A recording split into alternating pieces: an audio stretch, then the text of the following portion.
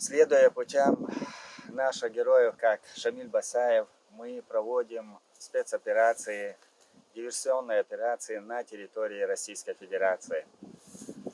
И мы будем проводить их, пока они не освободят полностью наши земли, полностью территории независимого государства Чеченской Республики Ичкерия. И пока они не освободят всех чеченцев, незаконно удерживаемых российскими силами. Сегодня эта кремлевская шайка, они собираются провести выборы.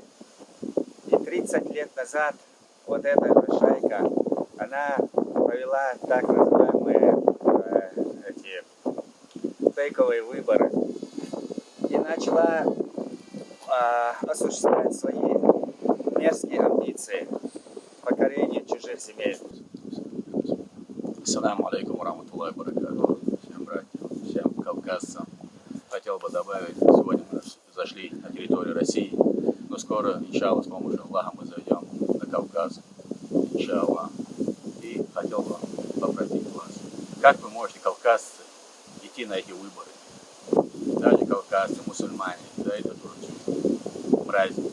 Как вы можете голосовать за него? Те, которые он убивает нас уже 25 лет, всех кавказцев, нас.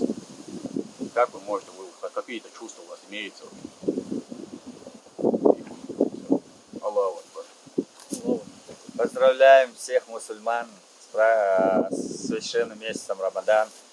Пусть Всевышний Аллах сделает этот месяц баракатным для нас, чтобы мы наконец-то прикончили этого